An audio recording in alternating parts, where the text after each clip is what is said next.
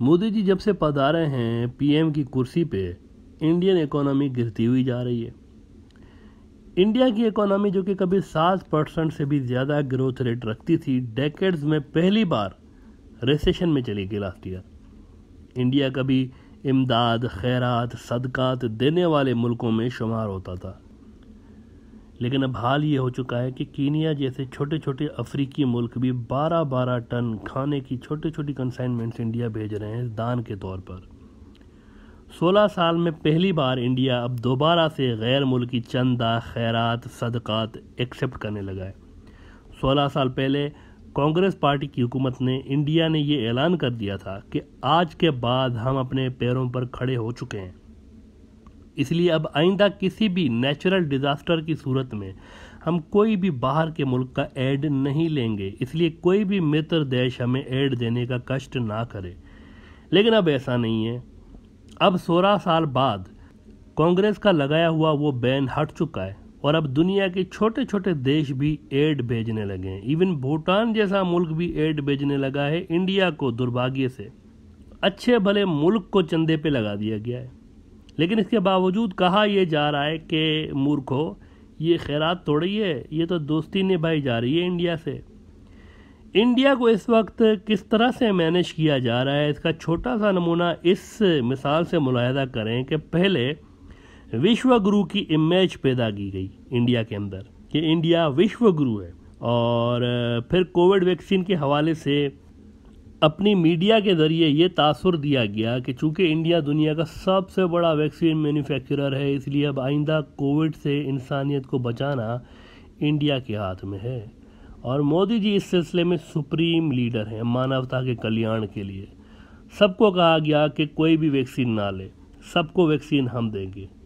और इंडिया ने खुद भी बाहर के किसी भी मुल्क से, किसी भी देश से कोई कॉन्ट्रैक्ट नहीं किया, कोई ऑर्डर प्लेस नहीं किया वैक्सीन का, ये कहकर कि भाई हम तो खुद एक्सपोर्ट करेंगे, हम क्यों बाहर से वैक्सीन मंगवाएं।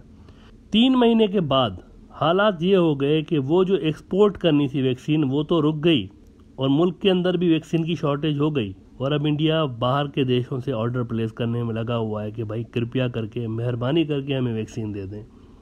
यानी एक्सपोर्ट की जगह वैक्सीन की इंडिया में इंपोर्ट शुरू हो चुकी है।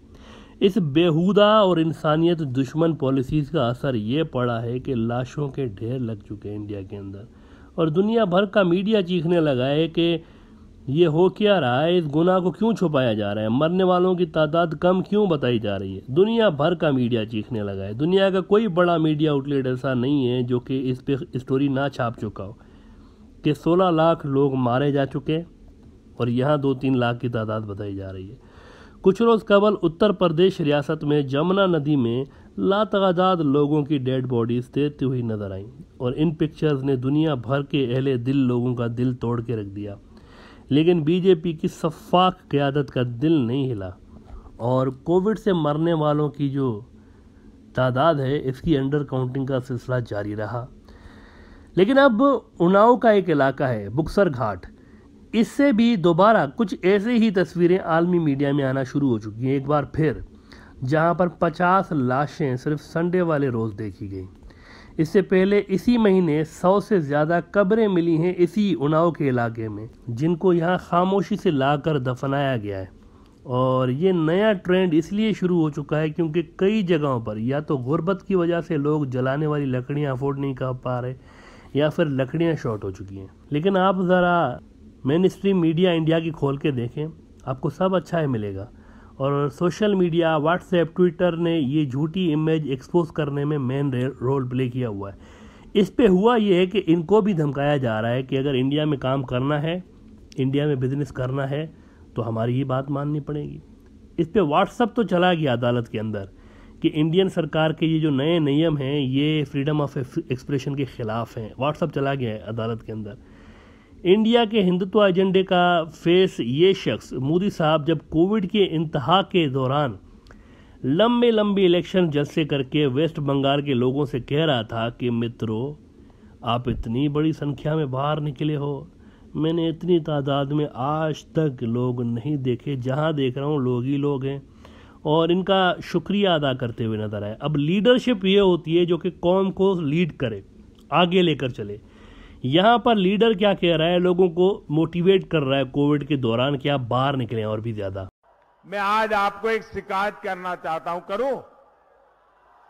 आपके खिलाफ है शिकायत, करूं? बुरा तो नहीं मानोगे ना? लेकिन मेरी शिकायत जरा देखिए। देखिए, मैं यहां 2 बार आया हूं लोकसभा के चुनाव में।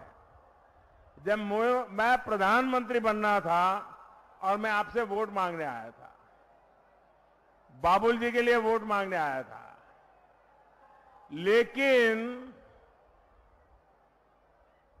पहले जब आया तब तो मेरे लिए वोट मांगता था, फिर भी 1/4 लोग भी नहीं थे सभा में। आज चारों तरफ मैंने ऐसी सभा पहली बार देखी है जी, पहली बार देखी है। अब बताइए, मेरी शिकायत मीठी है कि कड़वी है? आज आपने ऐसा दम दिखा दिया है, ऐसी ताकत दिखा दी है। मैं जहां देख सकता हूं मुझे लोग ही लोग दिखते हैं, बाकी कुछ दिखता ही नहीं है। क्या क्या कमाल कर दिया आप लोगों ने। लेकिन आगे का काम बहुत महत्वपूर्ण है और वो है वोट देने के लिए जाना, वोट देने के लिए औरों को ले जाना। करोगे? पक्का करोगे? सब लोग करोगे?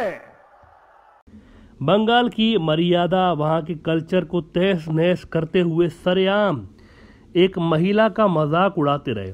दीदी, ओ दीदी, इस तरह के बयानात देकर, इस तरह के डायलॉग्स मारकर ये एक महिला का मजाक उड़ाते रहे और उन पर पर्सनल अटैक्स करते रहे। ये इनकी इलेक्शन कैंपेन रही कुल मिला के। मैं जब ये बोल रहा हूं ना दीदी ओ दीदी, उससे भी उनको गुस्सा आया। बताओ,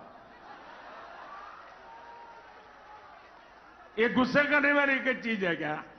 मुझे बताइए, ये गुस्सा करने वाली बात है क्या? मैं तो हैरान हूं, मुझे किसने वो व्हाट्सएप भेजे हैं, शायद बंगाल के लोगों ने भेजे हैं। सैकड़ों बच्चे, सैकड़ों, कोई 3 साल का, कोई 4 साल का, कोई 5 साल का, वो खुद मोबाइल पर अपनी वीडियो बना करके रखी हुई है बच्चों ने। और क्या बोल रहे हैं बच्चे? दीदी, ओ दीदी। बंगाल के हर घर का बच्चा दीदी ओ दीदी बोलना शुरू कर दिया है। अब बीजेपी ने इंडिया के अंदर सेंटर और स्टेट्स के दरमियान भी जंगें छिड़वाने की भरपूर तैयारी कर ली हुई है। कुछ रोज कबल यास तूफान इंडिया के अंदर आया और यास तूफान के कारण वेस्ट बंगाल में 20,000 करोड़ का नुकसान हुआ है, वेस्ट बंगाल में खाली। इस दौरान भी हुआ क्या है, वेस्ट बंगाल में वहां की सीएम ममता बनर्जी को 20 मिनट इन्होंने रोड पर खड़ा किए रखा, वेट करवाया कि साहब बहादुर अभी आ रहे हैं, मोदी साहब अभी पधार रहे हैं, आप वेट करें। सड़क पर खड़ी रही 20 मिनट। इसके बाद मीटिंग हुई और मीटिंग होनी चाहिए थी प्राइम मिनिस्टर और चीफ मिनिस्टर के दरमियान, लेकिन वहाँ बीजेपी का पार्टी जलसा शुरू हो गया एक प्रकार से। इनको सीएम को वहाँ बुलाकर छोटे छोटे ये जो पिद्दी पिद्दी किस्म के एमएलए एमपीएस होते हैं जो कि बीजेपी से ताल्लुक़ रखते हैं, इनको खड़ा कर दिया गया। इनके बीच में ममता बनर्जी को इन्होंने खड़ा कर दिया।